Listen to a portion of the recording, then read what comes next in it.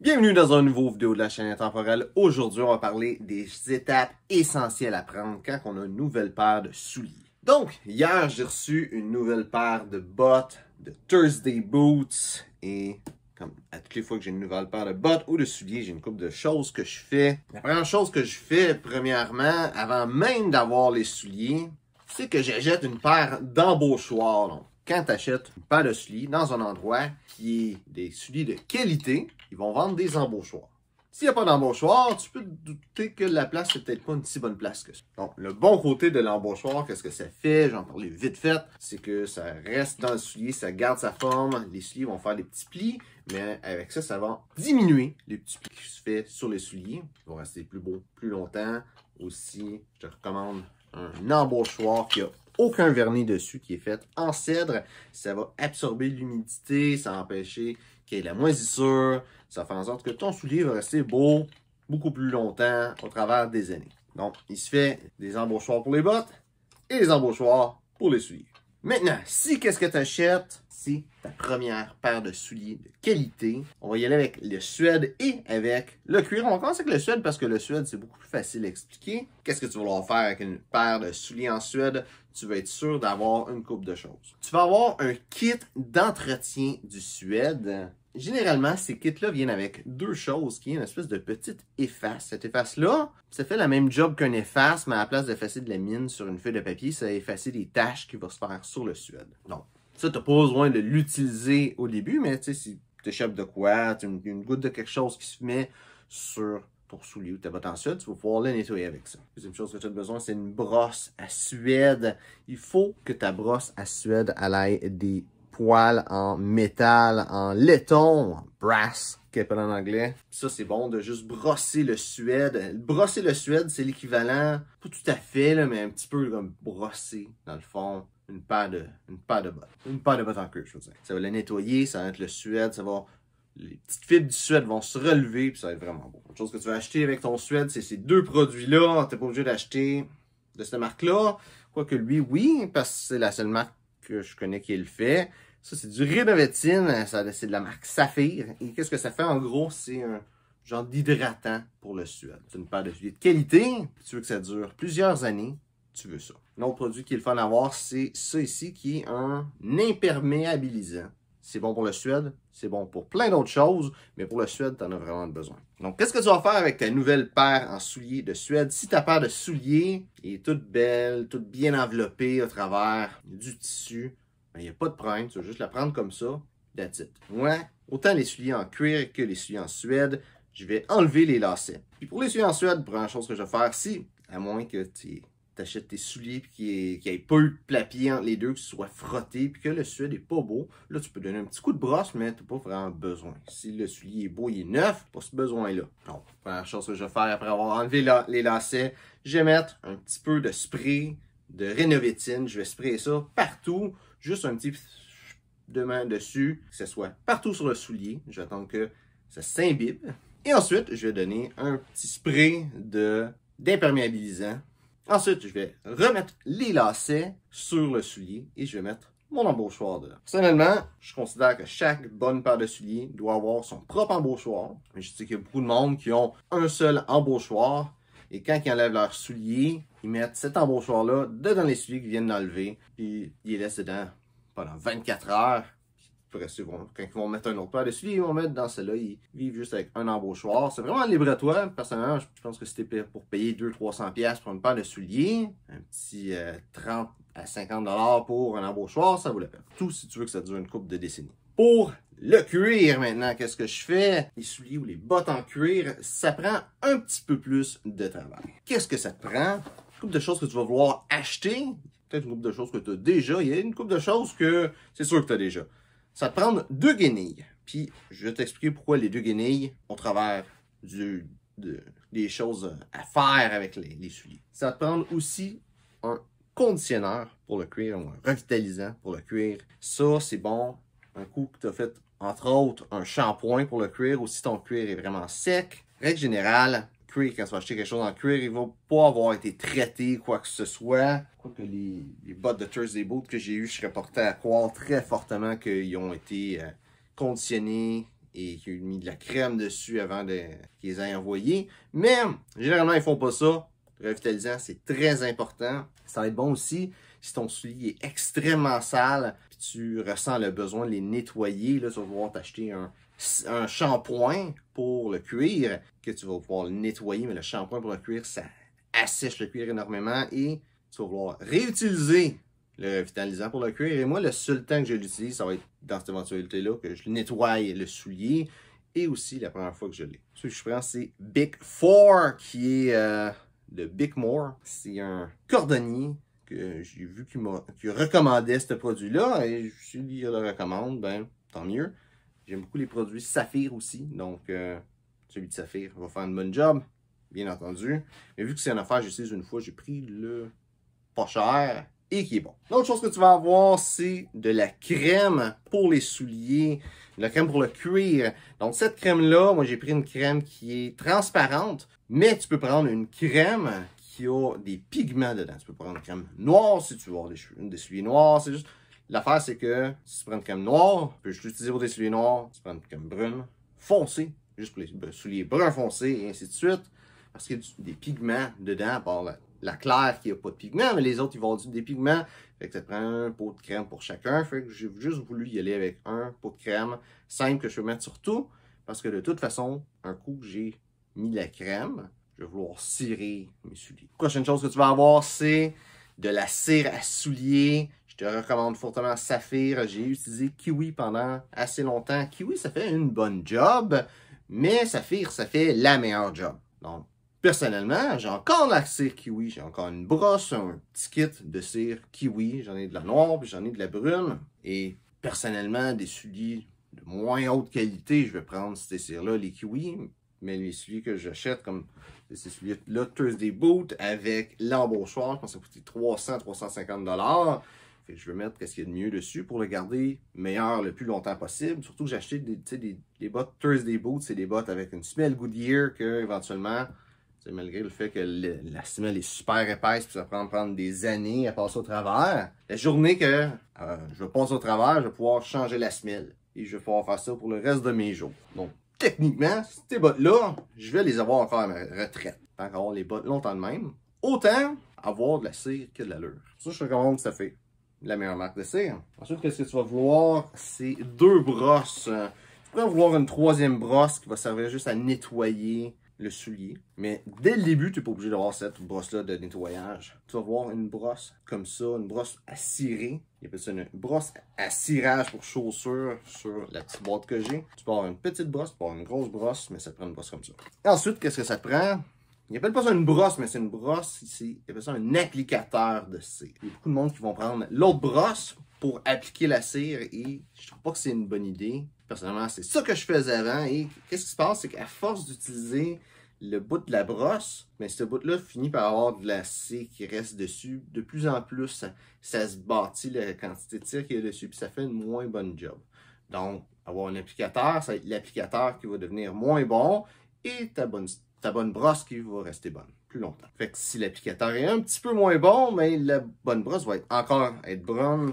Surtout que c'est la bonne brosse. Je l'appelle ça la bonne brosse, parce que c'est la brosse qui fait toute la job en réalité à la fin.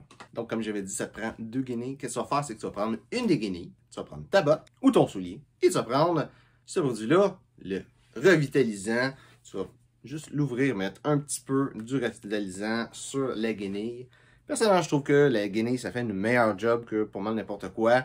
Tu vas l'imbiber un petit peu là-dedans. Tu vas frotter partout sur la botte pour que la botte soit un petit peu luisante, un petit peu brillante. Et tu vas laisser ça sécher. Prochaine chose que tu vas faire, tu vas prendre la crème. Si tu as de la crème claire, qu'est-ce que tu vas faire? Tu vas pouvoir juste ouvrir le pot de la crème. Je ne vais pas le faire, je ne vais pas te montrer exactement avec le pot ouvert qu'est-ce que je fais parce que je vais avoir les mains toutes gommées après ça, toutes plein de crème. Mais tu vas juste le prendre, tu vas pouvoir toucher la crème, pas rentrer tes doigts dedans, pas en pogner une pelletée, toucher la crème pour que tes doigts soient humides. Tu vas pouvoir frotter sur ta botte ou ton soulier. Quand tu vois que ça n'ajoute plus de crème, tu vas juste encore toucher la crème, puis continuer sur ta botte pour que la botte ou le soulier en aille partout sur tout le cuir, même sur la lampe. Donc, un coup que ça c'est fait, tu vas avoir utilisé la crème soit avec des pigments ou pas. Mais tu vas pouvoir prendre cette brosse-là, un coup de thermolapis crème, attends une quinzaine de minutes. Tu vas pouvoir donner un petit coup de brosse un petit peu partout. Ensuite, l'étape d'après, c'est de prendre l'applicateur, prendre la cire. Je vais pas aller direct dessus, mettre un petit peu de ça dessus. Mais tu vas juste faire un petit, tu sais, le déposer la brosse comme ça dessus. Et juste bouger un tout petit peu, jusqu'à un petit peu de cire dedans. Ensuite, tu vas prendre l'applicateur et tu vas juste faire des petits ronds un petit peu partout sur tout le cuir. Si tu vois que ça met plus de cire, ben, tu vas pouvoir remettre la brosse dessus, juste la déposer dessus et la bouger un tout petit peu. Et continuer de mettre de la cire partout jusqu'à temps que la grandeur de la botte, la grandeur du soulier, t'as de la cire. Un coup que c'est fait, je prends l'autre soulier et je fais la même chose. Un coup que j'ai fait ça, j'ai mis la cire sur les deux souliers. Je prends le premier soulier que j'ai pris pour la cire appuie un peu se figer un tout petit peu et je donne un coup de brosse partout sur le soulier ou sur la botte jusqu'à temps qu'elle soit brillante. Ça, c'est la première couche de cire que je fais. Là, si je voudrais avoir une botte brillante, je ferais autre chose, ou un soulier brillant, je fais autre chose. Qu'est-ce qu'ils appellent en anglais un mirror shine ou un poly miroir. Je vais expliquer vite fait comment faire ça. Mais si c'est pour une botte comme ça, là, c'est une botte d'automne que je veux pas qu'elle soit brillante. C'est une botte que je vais mettre si j'ai besoin de sortir dehors, il mouille, il fait pas beau. C'est pas quelque chose que je veux qui reste beau et brillant. C'est pas quelque chose que je vais avoir un fini miroir. Donc, tout ce que je vais faire, c'est que je vais prendre mon autre guenille, celle que j'ai pas encore utilisée, puis je vais juste donner un petit coup de guenille un petit peu partout.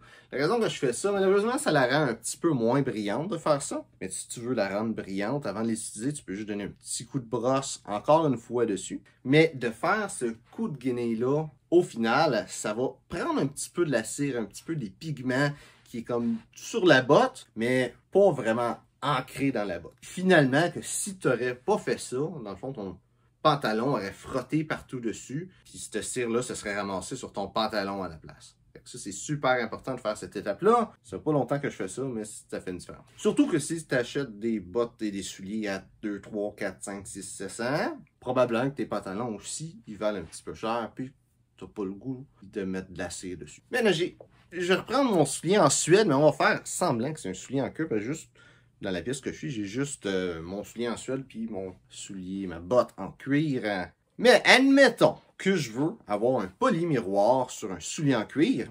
Qu'est-ce que je vais faire? Je vais faire plus de couches sur le cap ou sur toute la partie que je veux qu'il y ait un miroir. Il faut penser que cette partie-là ici, qui va éventuellement faire des plis, vu qu'en faire des plis, la cire peut craquer à cet endroit-là. Donc, c'est mieux de ne pas mettre trop de cire ici. C'est pour ça que c'est mieux de juste cirer, de juste faire un poly-miroir sur le cap. Quoique, tu peux le faire partout si ça te tente. Faut juste que tu saches qu'est-ce qui va se passer. Donc, pour faire un poly-miroir, je prends éventuellement faire une vidéo là-dessus. Vraiment, j'ai pas de bottes vraiment, ou de souliers, ou que j'ai de poly-miroir, puis ça va faire une couple d'années que j'en ai pas fait. Il faudrait que je m'y remette.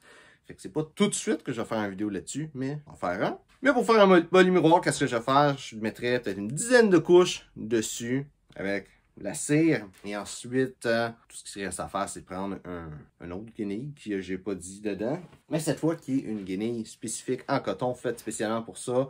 Je vais mettre comme ça sur mon doigt. Elle, c'est vraiment une petite guenille, là. Et je vais faire des petits ronds un petit peu partout pendant plusieurs heures, probablement, pour que ça finisse dans un fini miroir. Je sais qu'il y a des façons plus rapides de faire des poly-miroirs, surtout avec la cire saphir qui est reconnue pour être encore meilleure que Kiwi, même encore meilleure que Kiwi Parade. Je vais m'y mettre et je vais pouvoir en reparler rendu là. Ensuite, qu'est-ce que je vais faire? C'est parce que c'est pas fini en réalité. Ça, c'est qu'est-ce que je fais quand j'ai mon soulier qui est nouveau, que je viens de porter, que j'ai jamais porté, puis tout ça. Qu'est-ce que je vais faire avec les deux souliers? Je vais mettre l'embauchoir dedans, puis je vais le laisser reposer. En fait, je vais pas besoin de le laisser reposer pour n'importe quelle raison. C'est juste, généralement, je fais ça le soir, puis je ne vais pas porter ma paire de bottes ou de souliers que je viens de tirer le soir parce que c'est la fin de la journée. Mais si tu fais ça le matin et tu as besoin de mettre tes souliers que tu viens de cirer, tu peux le faire aussi. Ensuite, qu'est-ce que je vais faire? C'est que je vais porter la paire de bottes une première fois. Ou la paire de souliers une première fois. Un coup, je vais avoir fait ce premier part-là, je vais remettre une autre couche de cuir, une autre couche de cire dessus. Il y a beaucoup de monde qui disent le mieux, c'est de mettre seulement une couche de cire.